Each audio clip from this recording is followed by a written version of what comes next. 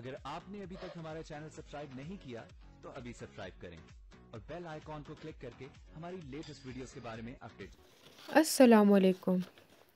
اب دیکھا جائے تو باندی ڈرامہ بھی اپنے انجام کو پہنچ گیا ہے۔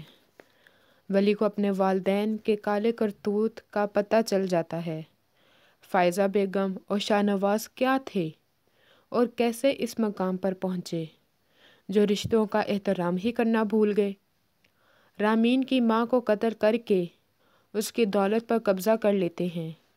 رامین سے چھٹکارا پانے کے لیے عدیل جیسے ظالم شخص کے حوالے ایک ڈیل کے تحت کر دیا جاتا ہے تاکہ وہ وہیں سسک کر مر جائے۔ فائزہ اپنی ماں کو اولڈ ہاؤس ایک اجنبی عورت کے نام پر جمع کروا دیتی ہے اور سب کو کہتی ہے کہ میری ماں تو مر گئی ہے تاکہ اس کے راز کوئی فاش نہ کر سکے۔ شاہدہ جیسی عورتوں سے اس کا تعلق ہوتا ہے جو عورتوں کا کاروبار کرتی ہیں۔ لگتا ہے فائزہ بیگم بھی یہی کرتی رہی تھی، ورنہ اتنی بڑی حیثیت اور اسے اس کے بارے میں پتہ ہی نہ چل سکا۔ میرو کو صرف اس شک کی وجہ سے جلا دیتی ہے کہ اس کا بیٹا ولی اس پر توجہ دیتا ہے۔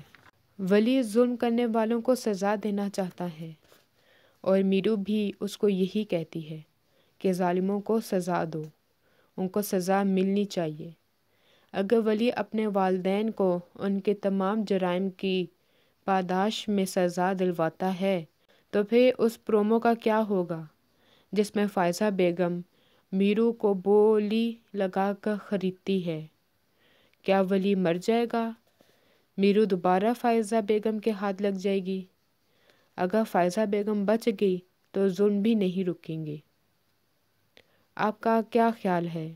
ولی کو مرنا چاہیے یا فائزہ بیگم یا شاہ نواز کو؟ ہماری ویڈیو کو لائک کریں، شیئر کریں اور سبسکرائب بھی۔